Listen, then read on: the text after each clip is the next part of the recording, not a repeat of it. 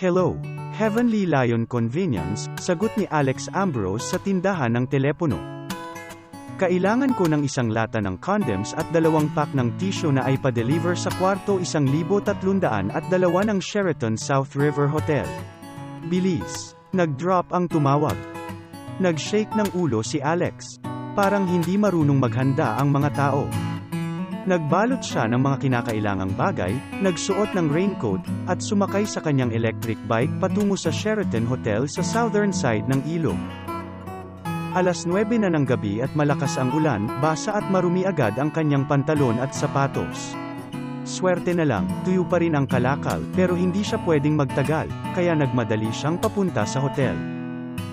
Nang makarating siya sa kwarto 1302, kumatok siya, at agad itong binuksan. Hello, ito ang iyong, nabigla si Alex sa katahimikan. Ang babae sa harap niya ay walang iba kundi ang kanyang girlfriend, si Kathy.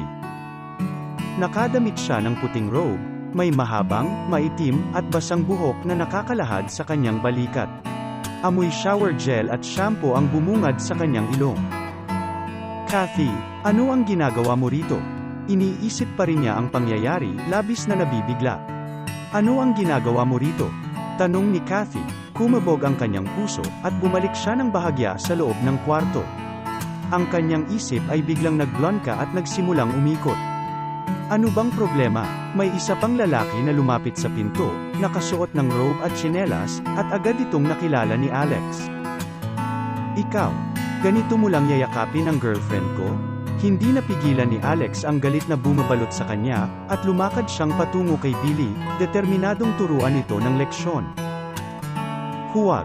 Sumingit si Kathy sa harap ni Alex. Pagkatapos ng maikling pagkakabahala, nagawa niyang makuha ang kanyang kontrol. Dahil nalaman na ng kanyang boyfriend ang kanyang pagtataksil, wala nang silbi ang itago pa ito. Tinitigan niya ito ng diretsyo.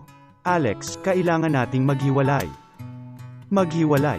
Nangangapa si Alex. Tinitigan niya si Kathy ng maluwang.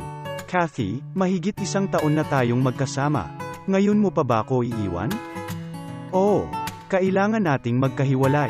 Matatag ang kanyang tingin at may malakas na pangungut siya sa boses. Nagugulat ka ba? Wala kang pera, Alex. Kunti na lang ang kaya mong bilhin. Wala tayong magandang bagay.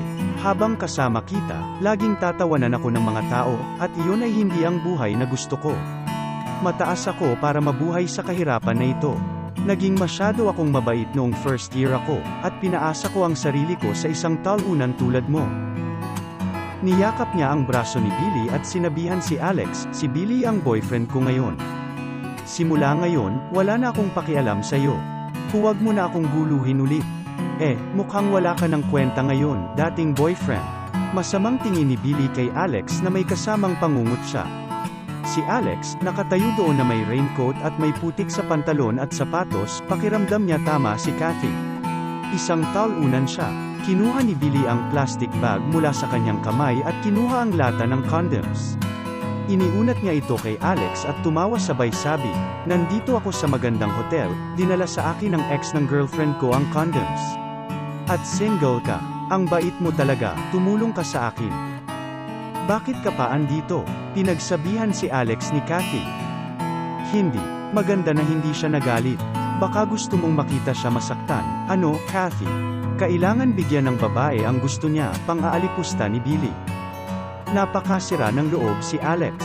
Binagal niyang lumingon at lumabas ng kwarto. "Pare, hindi mo man lang tinanggap ang pera? Hehe, asti. May girlfriend na ako at may regalo pa." Masaya si Billy habang tinitignan si Alex na nakayuko, sumasara ng pinto. Nang umalis si Alex sa hotel, mas malakas pa ang ulan kaysa dati. Tinanggal niya ang kanyang raincoat, pinayagan ang malamig na ulan na bumasa sa buong katawan at tulungan siyang mag-clear ng kanyang isip. Iniwan siya ni Kathy dahil naniniwala ito na wala siyang pera. Ang mawala ang isang materialistikong babae ay dapat ipagdiwang, kaya bakit siya malungkot? Nag-vibrate ang kanyang telepono sa bulsa. Kinuha ito ni Alex at binasa, pero nang makita ang numero, tumigil siya sa paglakad. Kamakilabog ang buong katawan niya habang binabasa ang text. Matapos ang pagsusuri, nagpasya ang pamilya Ambrose na ang kanilang anak na si Alexander ay nakakatugon sa mga kondisyon para sa kanyang mana. Mula ngayon, ibabalik sa kanya ang kontrol sa kanyang ari-arian. Ang mga patak ng ulan na parang butil ng beans ay bumagsak sa screen, nagiging malabo ang text message. Nagsimula nang umikot ang isip ni Alex. Kung hindi dahil sa mensaheng ito, malamang ay nakalimutan na niya ang kanyang pagkakakilanlan bilang isang super rich kid. Sa loob ng 7 taon, ini-assess siya ng kanyang pamilya, itinago ang kanyang yaman hanggang sa sila'y masiyahan sa kanilang mahigpit na kondisyon. At ngayon, sa wakas, tapos na. Ang lahat ng nararapat sa kanya ay kanyang maaaring makuha.